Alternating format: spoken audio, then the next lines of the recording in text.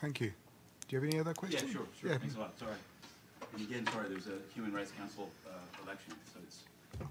Mr. Lee, please. Sure, thanks a lot. Matthew Lee, Inner City Press. I wanted to ask you a couple things. One is we've had different rapporteurs coming through this whole week, and a number of them have, as well as addressing what they view as the main thrust of their mandates, have talked about the impact of sanctions on countries. For example, yesterday we had Mr. Ojea talking about the DPRK, and he took a number of questions and viewed that as part of his mandate. So I've been wanting to ask you, do you see as any part of your mandate reviewing the impact of sanctions on Eritrea?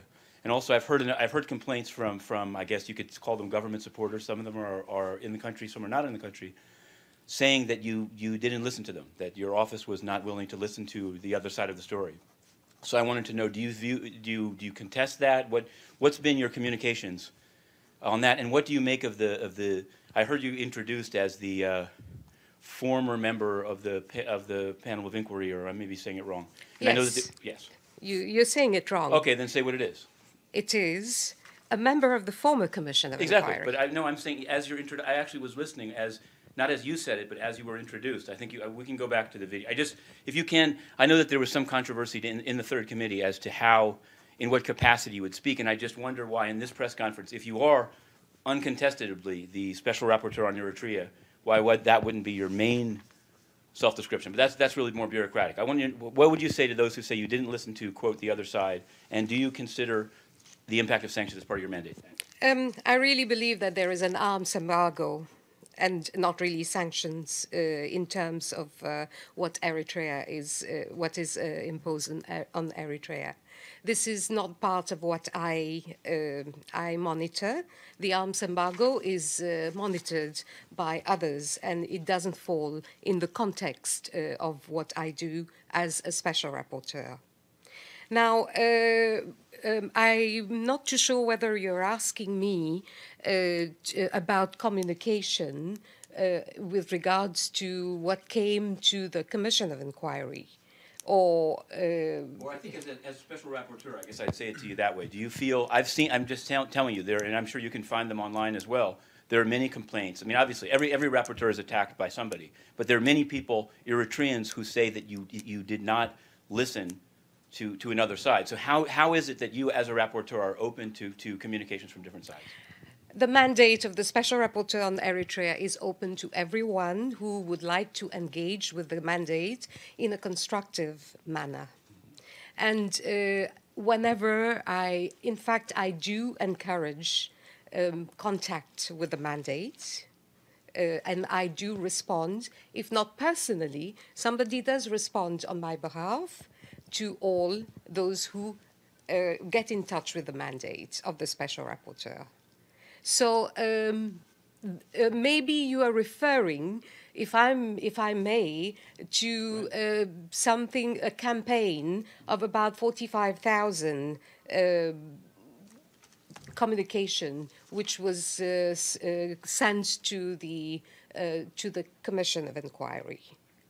If you're saying. I'm just asking. I've heard numbers right. as high as 700,000, and I know that there's a lot of. I mean, again, every rapporteur has their critics, and so I acknowledge that. But I would say objectively, seeing, for example, Mr. Ojea even on DPRK or the Ahmed Shahid on Iran, there are rapporteurs who it seems are viewed as somehow being more going out of their way to be seen as looking at the impact of sanctions. Just for example, I mean, you can say that there's no impact. I do not consider the arms embargo What about monitoring as part of my work as special rapporteur.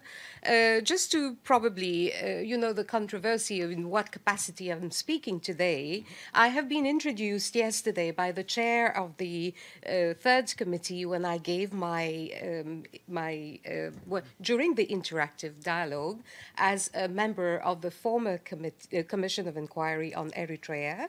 And I did present the report on that. And I also was introduced as the special rapporteur, and I presented my report on my work as special rapporteur. So it's in those capacity that the third committee invited me to speak. Sure, I would just, I mean, we'll go back to how you were introduced here, that's all, but that's, thanks for your interest, I don't want to, go ahead. Then Hamid, please. Thank you. Mr. Lee, last Sure, question, I please. just wanted to be, since you're here, I just wanted to be, without getting into it, to the nitty-gritty, is it your position that UN Security Council Resolution 1907 can, and separately, unilateral sanctions measures adopted by some states can have no impact relating to human rights in Eritrea? That's not what I said. Okay.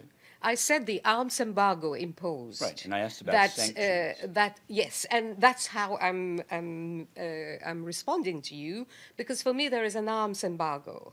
There are no And, sanctions. I don't want to go into that because there is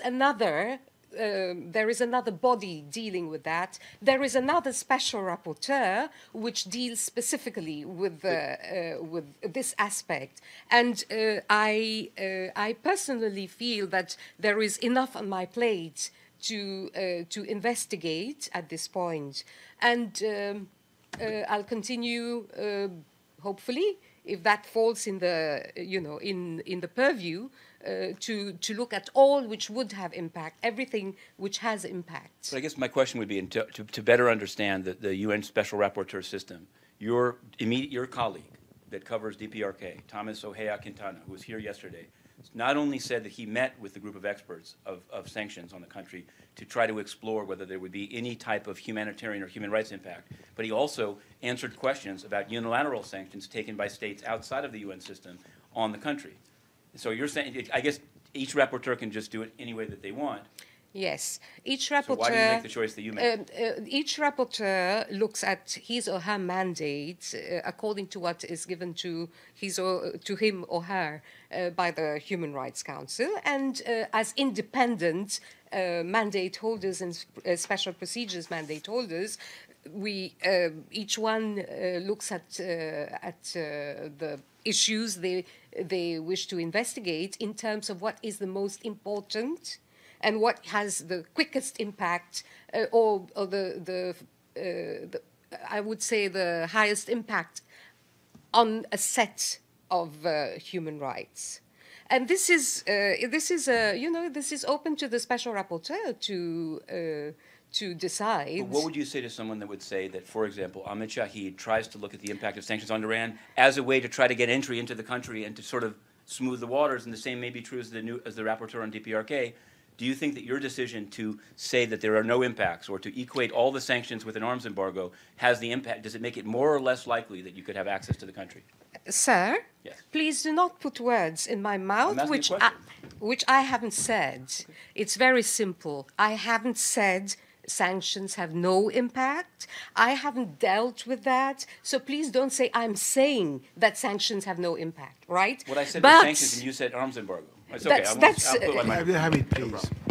But I was late, so and gather the information that I've been able to by various different means. thank you. So thank you all for attending this briefing. Thank you, Mrs. Keith Harris. Chair. Thank you. Just